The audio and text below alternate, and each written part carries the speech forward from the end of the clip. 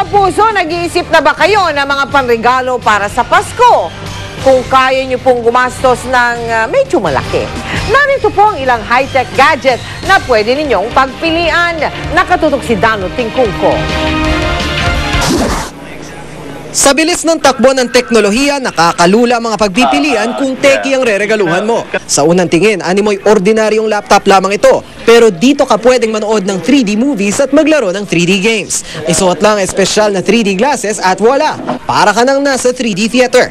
The big trend now is that the hardcore gamers has a different level of demand in gaming. They want it to be in that real game. Kung hirap dumiskarte sa budget, wala pang 25,000 pesos ang laptop na ito na kumpleto rin sa features.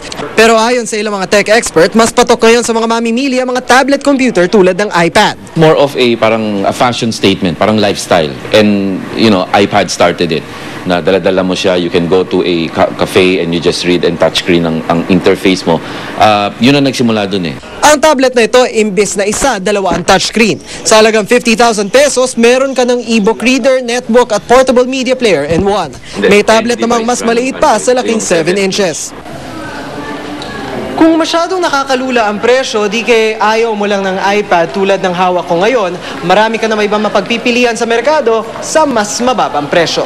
Ang tablet na ito, kalahati lang ng presyo ng iPad ang halaga. In pa rin ngayon ang mga touchscreen phone.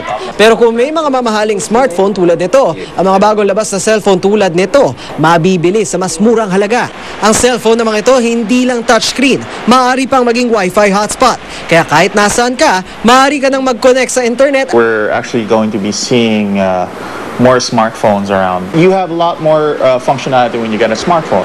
Sa kabila ng napakaraming pagpipilian, payo ng mga eksperto, huwag basta-basta magpadala sa mga uso. Siguruhin pasok sa budget ang ireregalo para everybody happy. Ibagay din sa lifestyle ang pagbibigyan ng gadget. At kahit gipit sa budget, huwag magpadala sa mas mababang presyo. Siguruhing dekalidad ang produkto. Dano Tingkong, Nakatutok, 24 Oras. Patuloy pa rin ang pagtagas ng petrolyo sa basement ng West Tower Condominium at mga kalapit na lugar sa Luzon, Makati. Kahit mahigit 1 linggo nang sarado ang tubo o pipeline ng kumpanyang First Philippine Industrial Corporation. May paliwanag ang mga eksperto kung bakit nangyayari yan. Nakatutok si John Consulta, live mula sa Makati. John. Mike, saturated na ng petrolyo ang paligid ng lupa ng West Tower Condominium dito sa Bangkal, Makati City. Ito ang paniwala ng Task Force West Tower at may eksperto mula sa UP National Institute of Geological Sciences o UP NIGS. Kaya naman hanggang sa ngayon, hindi pa rin maubos-ubos ang nakukuhang petrolyo mula sa basement ng gusali.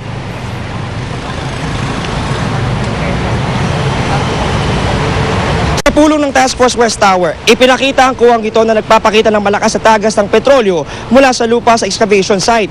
Umabot na sa 80 drum ng petrolyo ang nakukuha ng First Philippine Industrial Corporation o FPIC mula sa excavation site sa tabi ng flyover ng Magallanes. Habang pumalo na sa 755 drum ng purong petrolyo ang hinihigop mula sa basement ng West Tower Condominium. Bagamat mahigit 1 linggo nang nakasara ang pipeline ng FPIC, di pa rin daw maubos-ubos ang petrolyo na kukuha mula sa gusali. Paniwala ng UP NIGS, saturated na ng petrolyo ang lupa na kinatitirikan at maging ang paligid ng West Tower Condominium. Ibig sabihin, puno na ang lupa ng nasipsip na petrolyo.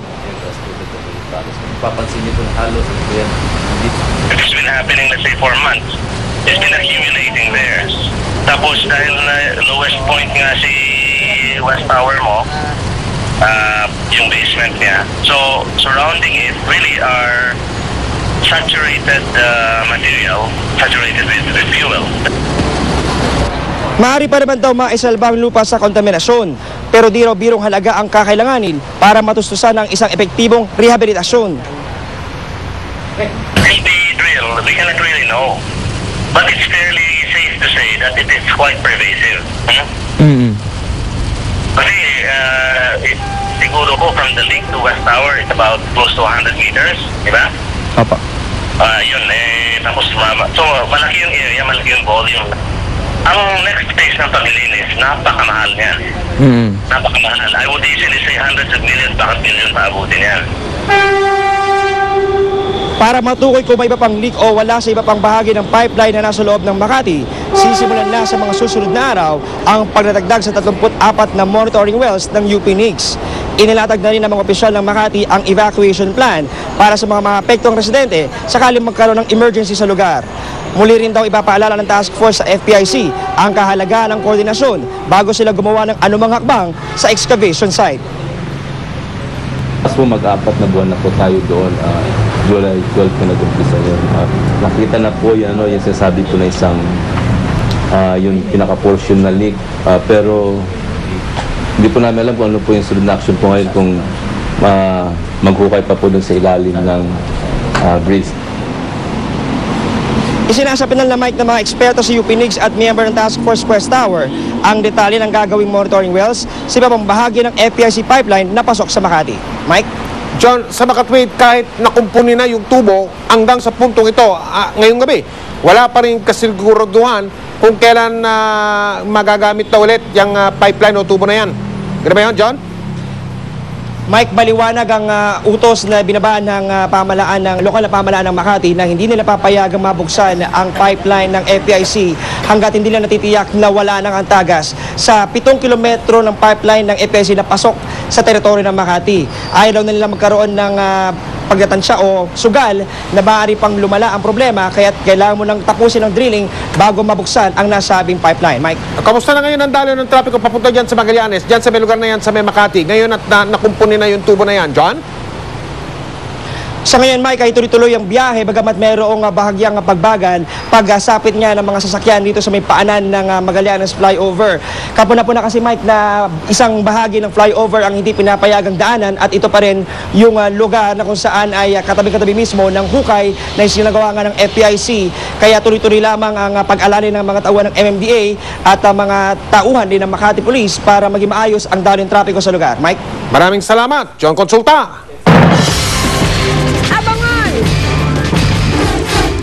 Bird Sanctuary malapit sa NAIA, pinangangambahang peligro sa mga eroplano.